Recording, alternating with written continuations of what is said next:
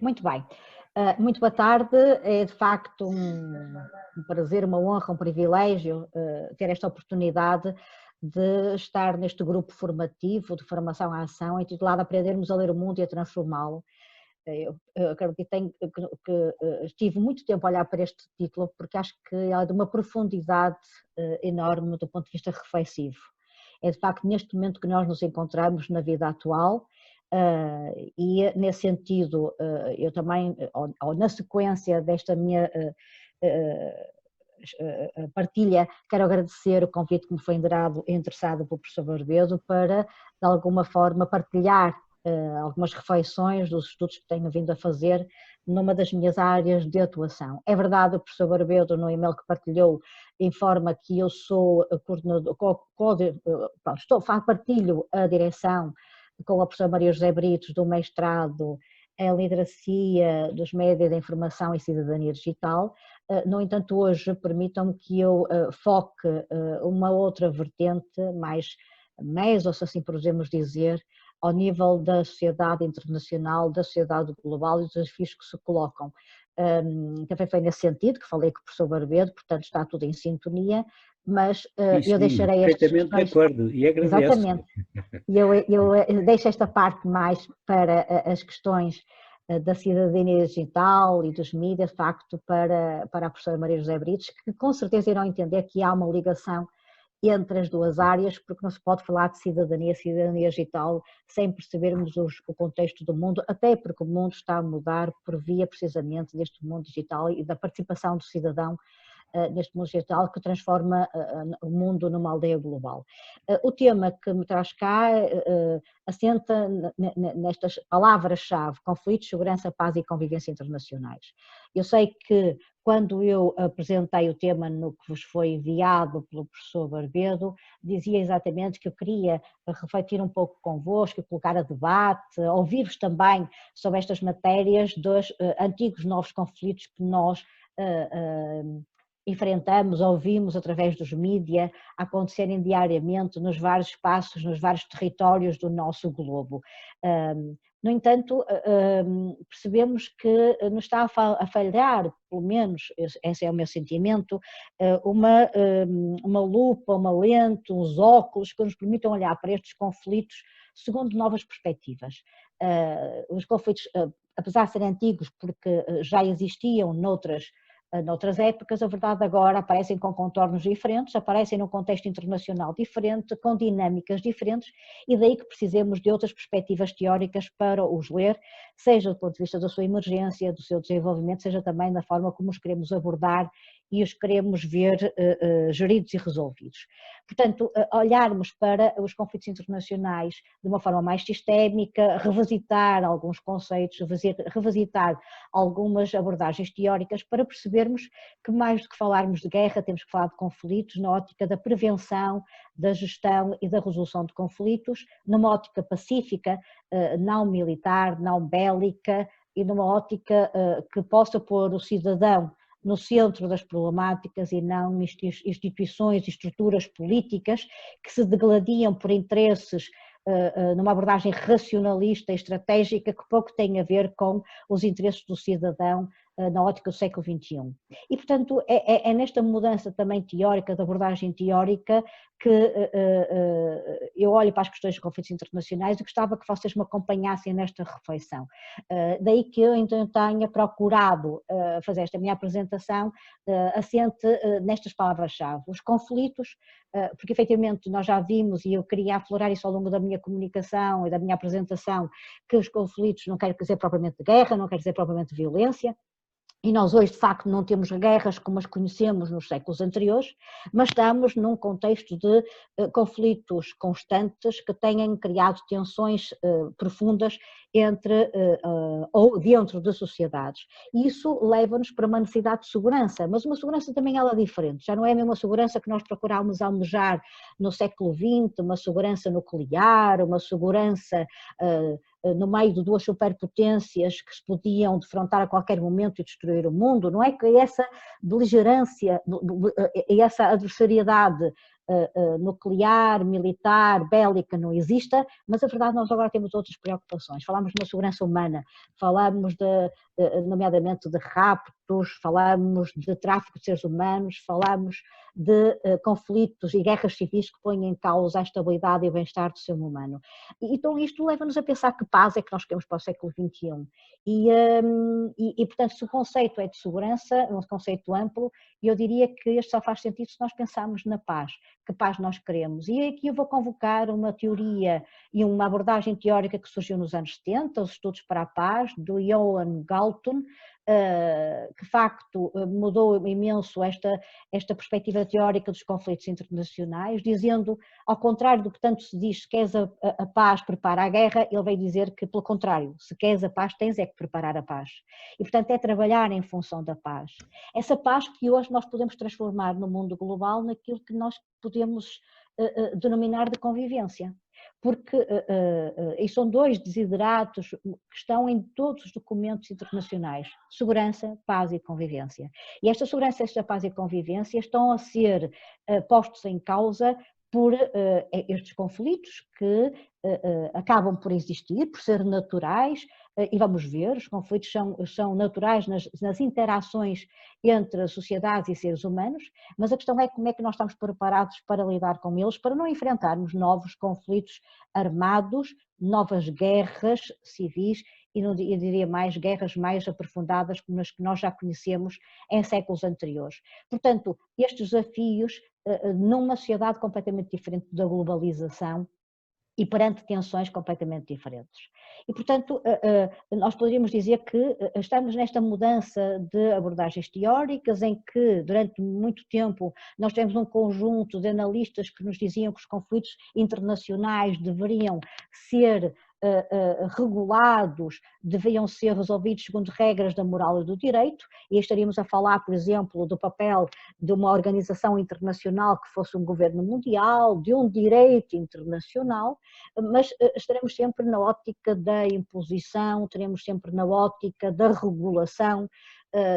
Eu irei apresentar um pouco mais à frente que o conflito tem uma estrutura bem mais ampla, tem múltiplas dimensões, para que nós não possamos apenas pensar nas questões da moral ou do direito como suficientes para trabalhar os conflitos sobre os quais ou com os quais nós deparamos agora no século XX. Por outro lado, e foi aqui que o século XX fez história, é que os conflitos seriam resolvidos através do equilíbrio de poderes dos Estados, poderes de alianças de Estados. E, portanto, criar interdependências, criar alianças, criar equilíbrios de forças permitiriam resolver os conflitos internacionais e, paralelamente, alguma diplomacia coletiva, que nomeadamente foi entregue às Nações Unidas para procurar o diálogo colaborativo.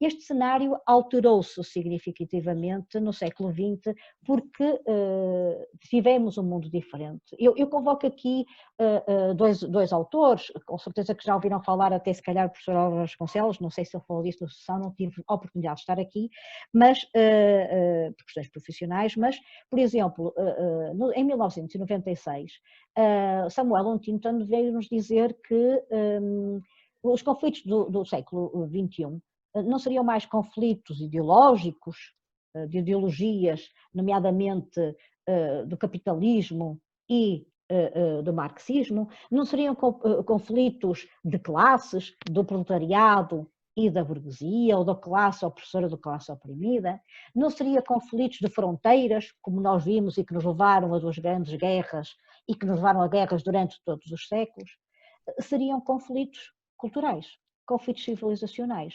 E esta tese, que é tão questionada, é tão posta em causa, por todas as características que Huntington falava no choque das civilizações, a verdade é que nesta ideia da sua essência, na essência desta ideia, ele tinha toda a razão. E nós vimos isso de uma forma trágica quando foram os atentados às suas regêmeas. Portanto, o século XXI é um século completamente diferente, não é um século em que nós possamos dizer que conseguimos ter referenciais claros. A globalização, seja ela económica, seja a globalização da mobilidade do indivíduo, seja a globalização pelos novos meios ou as novas tecnologias da comunicação, esta globalização trouxe-nos um mundo completamente novo. E trouxe-nos um mundo em que as identidades acabam por vir ao de cima, porque já não temos um mundo dividido em dois blocos. Esse mundo que outro autor diz que acabou, que foi Fukuyama, e que dizia que era o fim da história, de facto veio a revelar-se que já não era essa a história, mas iríamos ter outra.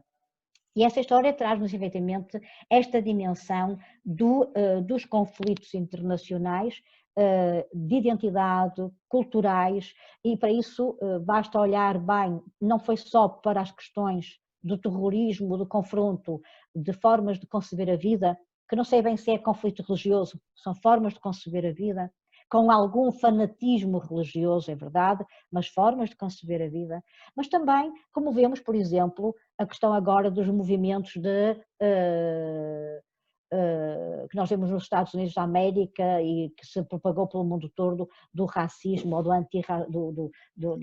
do combate ao racismo e de outras identidades que nós podemos ver, nomeadamente, em relação aos refugiados. E eu irei falar um bocadinho mais sobre isso, mas para vos dizer que eu estou aqui no meio, se calhar precisamos de uma perspectiva teórica alternativa, uma outra abordagem para olharmos para estes conflitos que já não podem ser vistos, por mais que os Estados Unidos queiram, à luz do poder do Estado. E permitam-me colocar também nestes termos. Não é porque o Trump vem para os meios de comunicação dizer porque a China é o nosso inimigo, porque queremos a América para os americanos, porque os americanos é que querem ser uma boa América, que faz com que os Estados Unidos continuem a ser um elemento estratégico de segurança internacional. Nem os Estados Unidos, nem a Rússia, nem a China. Não quer dizer que eles não tenham esse poder, não quer dizer que eles não convoquem esse poder, mas o sistema internacional está muito mais difuso.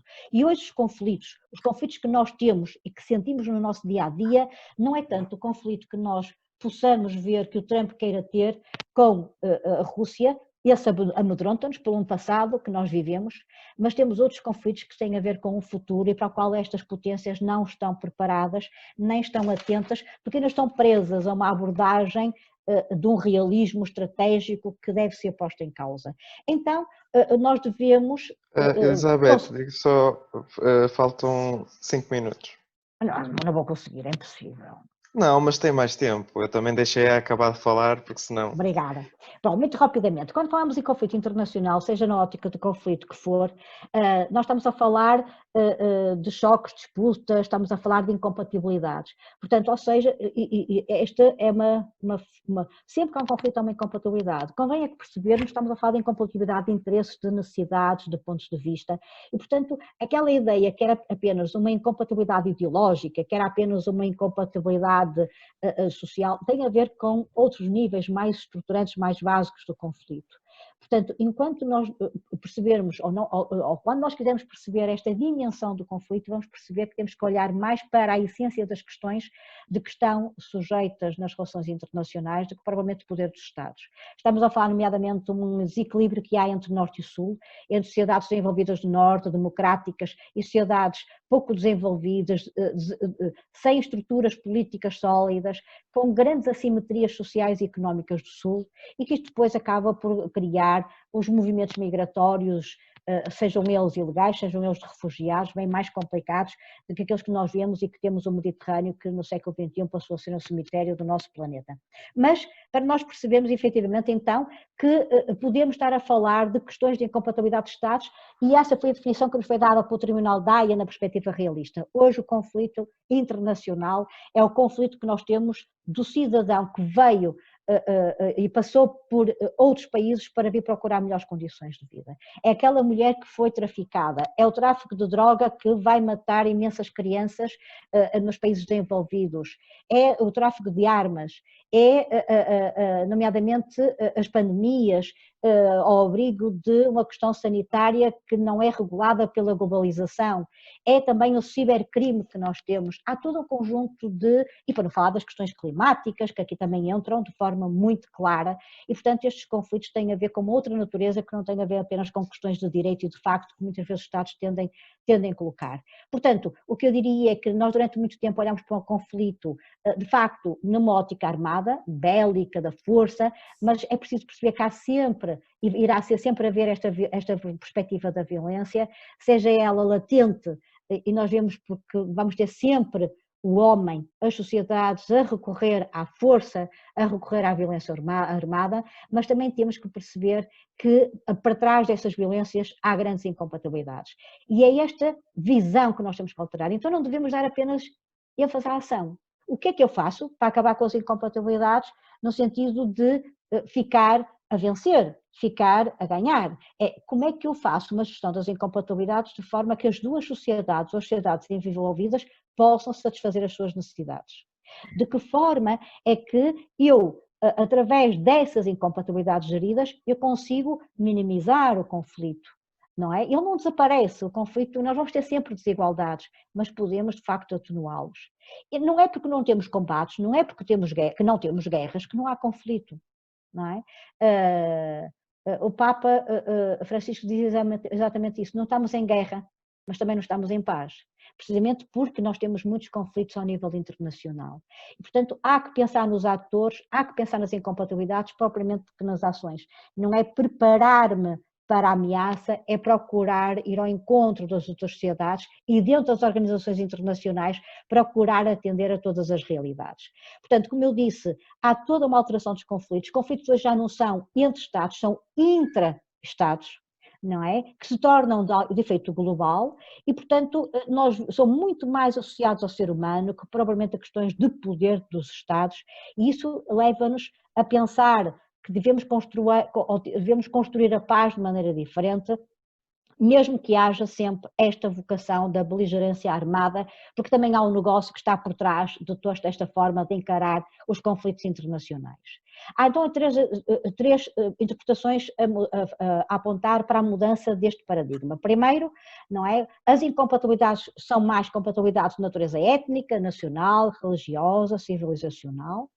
Os conflitos são novos conflitos que têm que ser vistos pela globalização, isto é, não é pela referência ao Estado, mas é pela referência às questões anteriores, e nós vimos como é que as questões que acontecem agora nos Estados Unidos acabam por ter consequências a nível internacional, vimos o que se passa na China como tem consequências internacionais, portanto há toda uma dimensão de disseminação destes conflitos, e isto também acarreta, ou acontece, porque as instituições políticas estão muito frágeis. As instituições políticas não têm a mesma capacidade de intervenção que tinham no passado.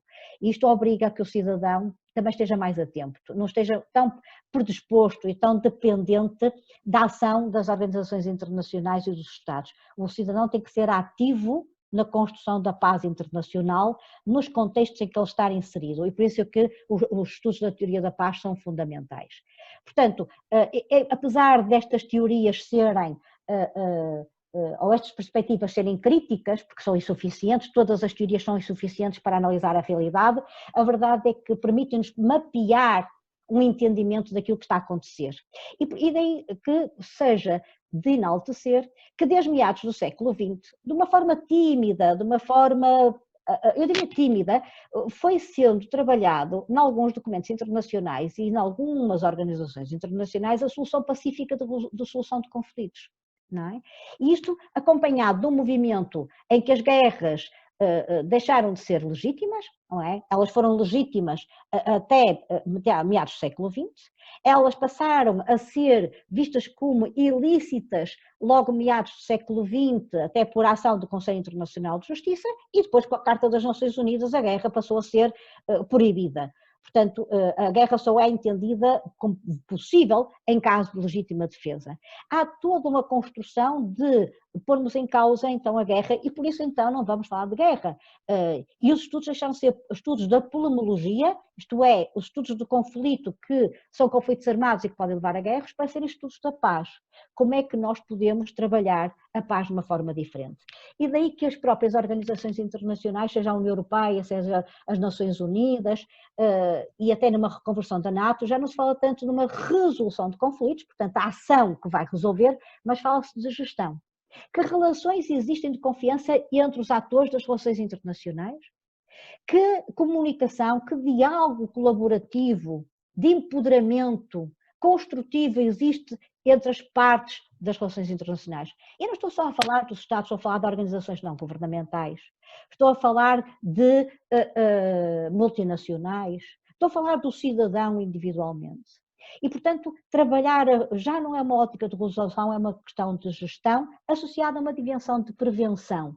Dimensão de prevenção que também se pretende que seja uma grande tónica das nossas realidades. Eu não vou alongar este documento, mas só para vos dizer que se vocês tiverem curiosidade, e depois deixo o PowerPoint para vocês consultarem, a Carta das Nações Unidas está polvilhada desta realidade de que os Estados devem recorrer a soluções pacíficas de gestão de conflitos internacionais, que os Estados devem tomar todas as medidas coletivas para tornar a paz possível, para acabarem com as ameaças à paz, que devem evitar que a segurança seja posta em causa, que devem procurar, nomeadamente, gerir as controvérsias através da negociação, do inquérito, da mediação, da conciliação. Portanto, há uma multiplicidade de meios de resolução de conflitos internacionais. Interessante que isto só veio para o discurso e para a narrativa institucional das Nações Unidas com o nosso presidente, eu digo nosso porque ele é português, com o presidente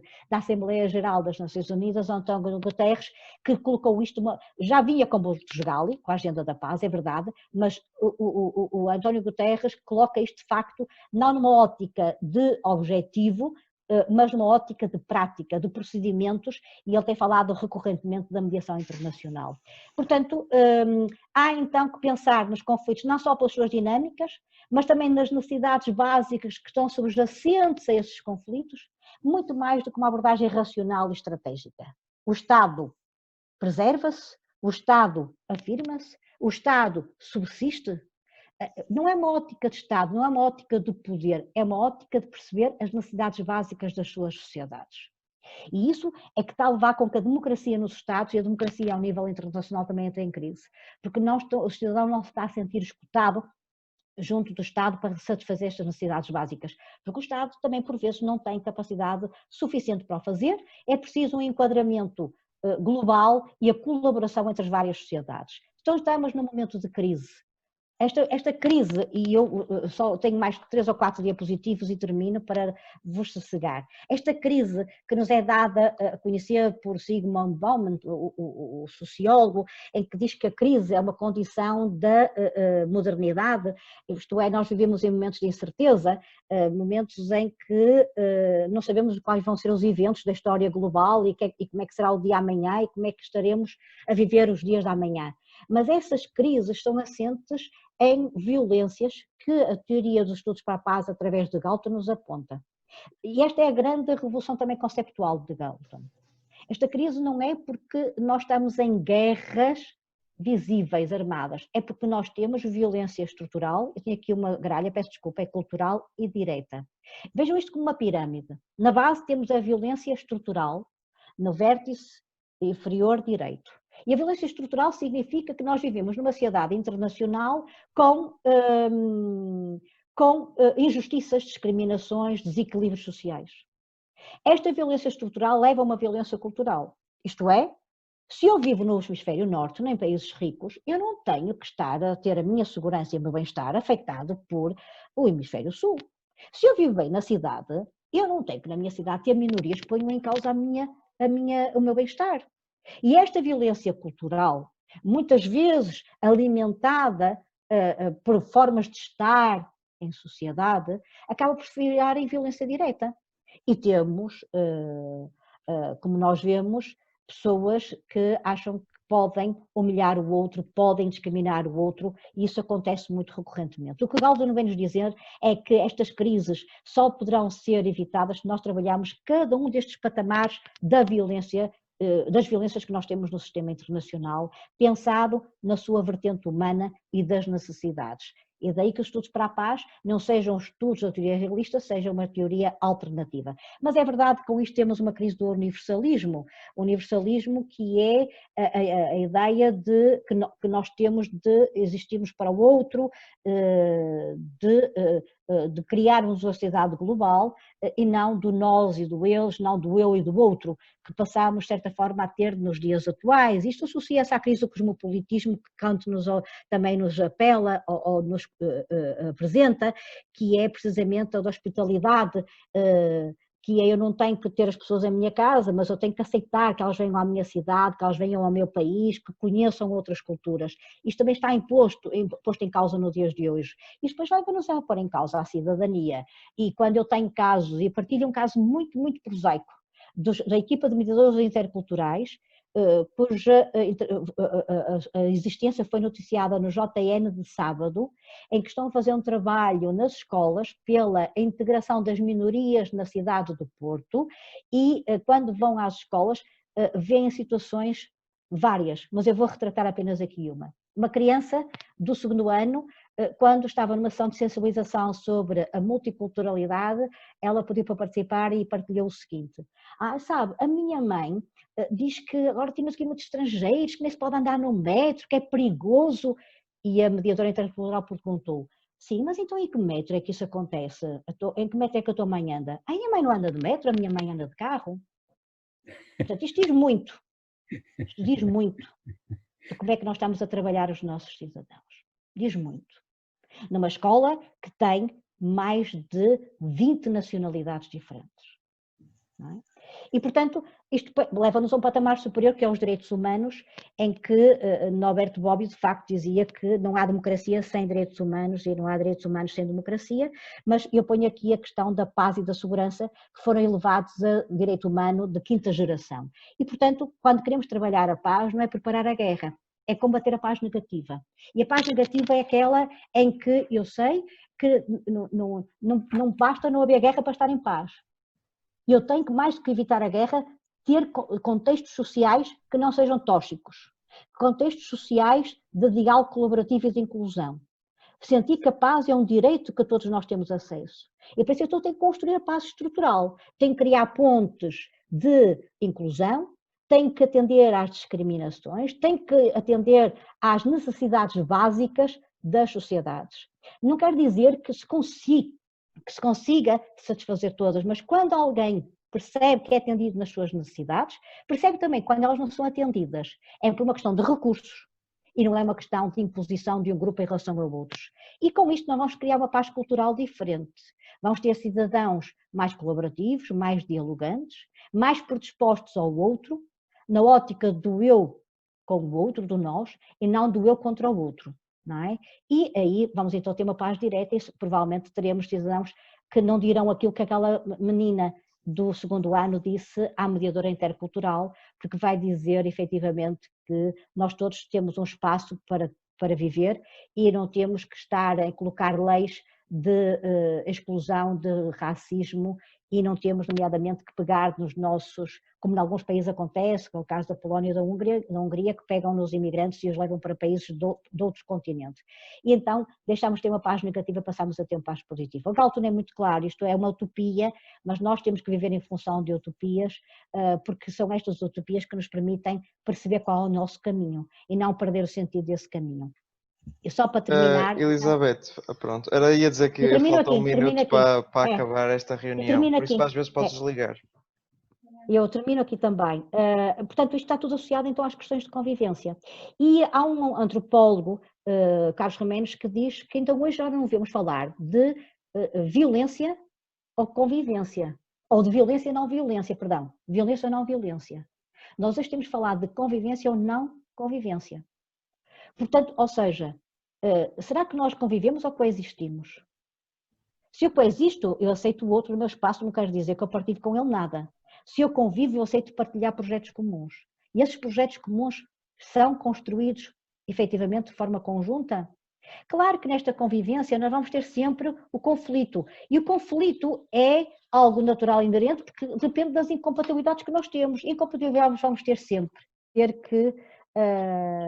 Então esta convivência, que é mais do que a coexistência, mas é de facto conviver, partilhar projetos comuns, é também saber viver com o conflito, mas tirar daí uma oportunidade não de encontrar ações que retraiam e que criem desigualdades, mas que possam precisamente encontrar formas de olhar para as incompatibilidades e encontrar soluções ganha-ganha que possam gerir essas incompatibilidades para bem das sociedades globais, é ver a interculturalidade, portanto aceitarmos que todos somos diferentes, quer no nosso território, quer nos territórios à nossa volta, e como diz Alan Touraine, aprendermos a viver juntos, que é o grande desafio do século XXI. Isto não é nada de novo, desde 1996 a 2017, aponto-vos apenas 10 documentos, seja da Unesco, do Conselho da Europa, das Nações Unidas, de que as questões da paz, da segurança e da convivência apareçam como desiderato societal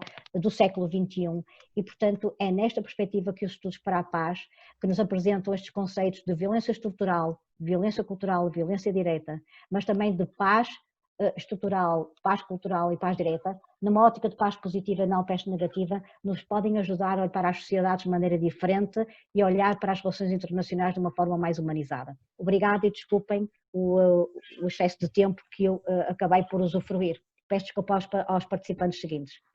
Bom, valeu bem a pena, porque realmente foi uma intervenção importantíssima e que vai ao coração daquilo que motivou esta ação de formação. Portanto, muito obrigado. Eu gostaria de pôr muitas perguntas, mas não as vou pôr agora. A Elizabeth não se importa que eu mesmo em agosto lhe telefone, pois não? De maneira nenhuma, Sr. Professor. Até dia 10 estou fora, até dia 10, mas dia 10 já estou por aqui a fazer os meus trabalhos, portanto, esteja à vontade, Sr. Professor. Eu tenho muito prazer e privilégio em conversarmos sobre estes assuntos. Ok, que são importantíssimos. E, portanto, eu agora preferia que outros interviessem, fizessem questões, fizessem os comentários que quisessem. Eu fiz só um, mas, enfim, foi geral, pela extrema importância da sua intervenção. Obrigado. Obrigada. Eu gostava de perguntar, assim, eu concordo com o que a Elizabeth apresentou, mas realmente eu acho que a maior dificuldade com que nós nos deparamos neste tipo de coisas, para além de ser as disparidades em termos...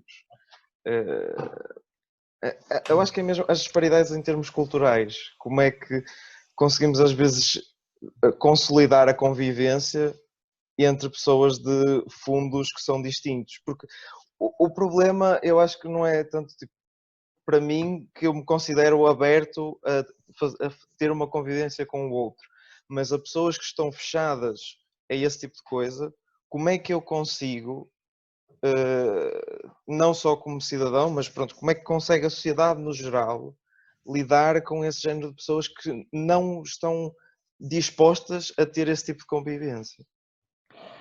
Neste caso, João, e é uma pergunta muito pertinente, porque isso vai-nos para uma dimensão do micro, que é das interações interpessoais, mesmo da pessoa vizinho do lado esquerdo, do lado direito, não é? Mas aí só encontramos uma estratégia de intervenção, que é haver sempre, dentro dos contextos sociais, aqueles que são construtores de pontes, aqueles que são capazes de criar plataformas de empatia. E nós o que nós temos na nossa sociedade são pessoas que se calhar agudizam mais a diferença, agudizam mais a adversariedade, agudizam mais ou evidenciam mais a ameaça, o medo, a perda que se pode ter pelo outro ser diferente, não é? E se nós tivéssemos a possibilidade de inverter esse discurso, eu não estou a dizer que não causa ameaça, eu por acaso confronto-me muito com estas situações e eu não deixo em contextos, nomeadamente quando estou numa comunidade de ciganos, ou quando vou no metro, porque eu trabalho aqui com comunidades ciganas da área metropolitana do Porto, ou quando vou no metro, como aconteceu na altura dos atentados às Torres Gêmeas, entrei no metro e tinha vários árabes, não me senti diferente, senti. Mas não são só eles que são diferentes, também eu sou. E essa diferença significa que eu tenha que ser reativa em relação ao outro, que tenha que o excluir, que tenha que o banir, que tenha que o discriminar. Eu só tenho que perceber se essa diferença é um desconforto meu e como é que eu posso ultrapassar isso criando essas plataformas de empatia e de diálogo, não é? Não de fuga e não de isolamento, porque o que nós temos nesses comportamentos são pessoas que se isolam entre os seus, para dizer que estes é que são bons e os outros é que são maus. E os outros é que deviam estar fora. Portanto, há aqui todo um discurso que deve ser alterado. E a Unesco tem feito um trabalho fantástico, que é a educação para a paz e a educação para a convivência. Não é? E há todo um movimento neste sentido, em que o próprio, há uma frase que é muito célebre de um dos anteriores diretores da Unesco, que dizia que se nós queremos começar a construir uma sociedade de um discurso de paz, então temos que alterar nomeadamente o ensino da história, que é toda ela assente em conflitos e que o outro é que esteve errado e que nós é que somos os vencedores, nós é que conseguimos matar o outro e aniquilar o outro. É verdade, a história foi assim. Não vamos agora, eu não sou a favor do branqueamento, não, nem das estátuas que têm que se deitar abaixo. A história é o que é. E aliás, se nós estamos onde estamos e podemos mudar, foi por causa da história que tivemos. E portanto não podemos branquear. Mas também não se pode só dar essa perspectiva, tem que se dar outras perspectivas. E isso que o João está aqui a apontar não é apenas na sociedade em que nós estamos, não é um problema apenas micro. Porque aquilo que se passa na cidade do Porto acontece em Nova Iorque, acontece no Japão, acontece na África, eu ia dizer na África do Sul, pronto, estou a falar de cidades e estou a falar de países, não é? Mas pronto, ou seja, é uma realidade comum, porque todos nós percebemos que temos que viver uns com os outros, mas ainda não sabemos como. Porque fomos habituados a um mundo de fronteiras, fomos habituados a um mundo de percebermos que há um território. Esta ideia do Estado-nação ainda está muito dentro do nosso frame. Isto é, este é o meu Estado, este é o meu território, este é o meu garante da minha estabilidade. Isto já não é um modelo do século XXI. Não é. Não estou a dizer que temos que acabar o Estado, mas temos que encontrar outras formas de percebermos que temos que criar essas interações. E daí que estes conceitos, para mim, se façam sentido, que é, eu tenho mais poder que o outro, ou eu, que é a teoria realista, e está aqui o Pedro Rito, que já debatemos tanto isto nas nossas aulas, Pedro Rito, tanto, ou eu tenho que olhar para, será que eu e o outro temos as nossas necessidades satisfeitas? Eu tenho segurança ou eu tenho segurança? Eu sinto-me ameaçada por outro. Porquê é que eu me sinto ameaçada? É porque há a ideia, e isto é mesmo uma mudança de mentalidades, João. Há a ideia que eu não tenho que saber se o outro está bem ou não, desde que eu esteja bem. As pessoas esquecem-se que nós vivemos em sociedade e tudo que acontece aos outros acaba por ter um impacto societal. Acaba por ter um impacto societal. E esta ideia que nós vivemos em conjunto, que é uma ideia de Alain Touraine muito forte, ele diz, será que nós devemos viver em conjunto? Sabemos viver juntos? Reparem, estamos no século XXI. Já Aristóteles dizia que éramos um animal social, político, e nesta continuamos a debater o mesmo sentido, não é? Parece que não avançamos muito. É esta ideia que, se em alguns tempos foi possível contornar, como dizem estes teóricos que eu vos mencionei, foi possível porque tivemos um mundo dividido em blocos, tivemos um mundo dividido em estados, tivemos um mundo dividido em feudos, havia sempre alguém que mandava. Nós no século XXI percebemos que nós não queremos quem mande, nós queremos quem faça a gestão das sociedades, que faça a gestão das cidades. E enquanto tivermos líderes políticos que acham que é porque dizem baboseiras e porque querem mandar, não é? Os modelos estão de tal maneira em confronto que depois acabamos de ter o ridículo do Bolsonaro ou o ridículo do Trump, mas do Bolsonaro, por exemplo. Porque o Boris Johnson, entretanto, depois teve ali uma europeização, não sei, desculpem, eu agora estou a ser um bocadinho cínica, não quero ser, mas nós estamos, eu estou a falar destes exemplos porque eles vêm todos os dias nos mídias. E vocês podem dizer, mas como é que chegamos a líderes destes? Precisamente porque nós estamos na mudança de modelos. Porquê é que votaram no Trump? Porque ninguém sabe qual é o futuro. E porque o Trump, apesar de tudo, convoca um modelo que as pessoas conheciam. É a mesma coisa que o Bolsonaro. Só que este modelo já não funciona. Não funciona. E aqui, seja pelos movimentos de educação para a paz, seja pelos movimentos da informação, ou da literacia, da informação, dos médias, da cidadania digital, nós conseguimos efetivamente fazer alguma mudança. A mudança de mentalidades faz-se de forma lenta, latente, no passado foi feita por revoluções muito dolorosas, nós agora já temos a aprendizagem, esperemos que a revolução seja feita pelas ideias, por projetos como estes que estamos aqui a debater, não é? Que levem de facto esta mensagem e que eu acho que nós todos percebemos que há uma grande ferramenta para isto, é a educação. A educação no sentido do termo, e é isso que nós estamos aqui a debater, percebermos de que é que estamos a falar. E por isso, por mais que tenhamos uma Coreia que continua a procurar nuclearizar, a criar armamento nuclear, vamos ter sempre essas realidades, mas hoje os problemas não são só esses. Hoje os problemas são diferentes e é isso que nós temos que entender, porque é um mundo completamente diferenciado que nós tínhamos no século XX. João, não sei se respondi à sua questão Não, e às suas assim, inquietudes. eu acho que toca nos tópicos que também é um bocado a minha motivação para participar numa coisa destas, não é? Porque é difícil, pronto, e eu tenho a noção que é difícil, e às vezes é mesmo aquela noção de eu quero chegar ao outro, eu quero mostrar ao outro porque é que ter consciência social, ter consciência cívica faz sentido, porque é que eu tenho que olhar para os problemas dos outros, porque também, se eu olhar para isso, também mais facilmente consigo olhar para a generalidade das coisas, e quando eu consigo olhar para quando existem disparidades, quando existem determinados problemas e tento ser ativo para os combater, é que eu consigo fazer mudança. Agora, estagnar e dizer assim, somos todos assim ou somos todos assim, e não temos mesmo convivência, porque para mim como é que alguém consegue chegar a esse ponto? É só, é extenuante mentalmente, eu percebo, ter esse tipo de batalhas, esse tipo de discussões constantemente, mas eu acho que é necessário. A Gisela já agora queria falar, sim. Quem? Desculpa. A Gisela. Está bem.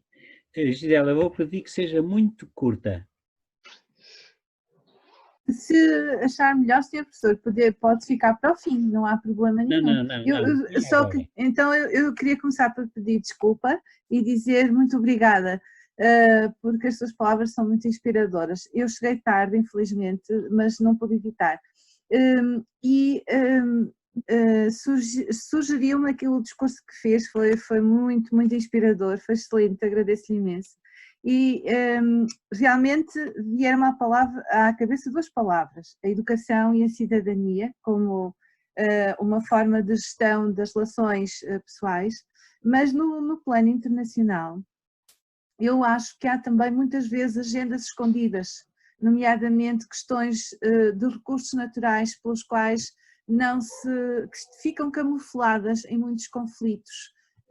E provavelmente já abordou isso também. E eu acho que depois o que passa para a comunicação social, não havendo essa transparência de qual é efetivamente a motivação para alguns dos conflitos internacionais, dizer preto no branco que a invasão da Crimeia, por exemplo, teve um objetivo claro, que foi controlar um gasoduto que passava em território que não era controlado diretamente pela Rússia, outros exemplos do género, criam versões da realidade que acentuam os problemas e que, para o comum dos cidadãos, que só filtra aquilo que acontece na comunicação social, acabam os conflitos por ser transformados noutras coisas, e então é aí que nós depois achamos que todos os muçulmanos são extremistas, ou que, não é?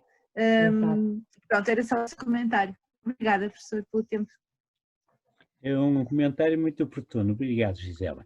Obrigada, eu. João, eu tenho a impressão que temos que passar a palavra a Maria José Brites. Claro. Eu gostasse de ficar aqui horas a falar com ele. Não, a Maria José Brites vai bater nas orelhas, porque ela é muito rigorosa com os tempos. Eu sou o oposto, eu ponho-me a falar e falo para os cotovelos. Nesse aspecto, eu peço desculpa, Maria José, porque eu sei que tu és muito rigorosa com os tempos.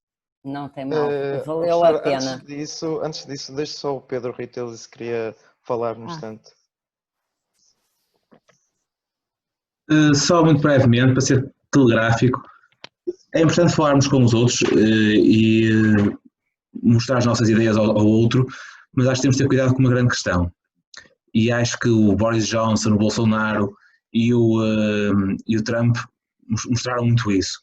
Acho que houve alguma tentativa paternalista, quase de ensinar, perdoem-me a expressão, mas houve no Midwest americano, as cidades esquecidas de Inglaterra e uma grande parte do Brasil sentiu que as elites vinham explicar aos camponeses como é que o mundo devia ser feito. E a reação foi a pior de sempre. Vamos excetuar a Europa dos anos 40. Foi uma das piores reações que se podia ter. Foi uma reação de revolta completamente. Nomeadamente notou-se contra o Liud. O Liud fez uma cruzada completa contra Trump e sai e perde. Embora a Califórnia caia para os democratas, no final é o Central America, é Midtown America que ganha, apoiando Trump. Portanto, nesta interlocução com o outro, também temos que estar sempre abertos a compreender até um lado mais conservador, mais restrito, ou uma ideia de familiaridade de um modelo que já veio dos nossos bisavós, avós, e que agora nós encontramos o modelo em crise e que precisamos de substituir, mas a minha contribuição seria termos alguma atenção de como o abordamos e fazê-lo ser de um ponto de vista mais positivo do que negativo. Muito obrigado e peço imensas desculpas à professora Maria José Brites por atrasar ainda mais a sua intervenção.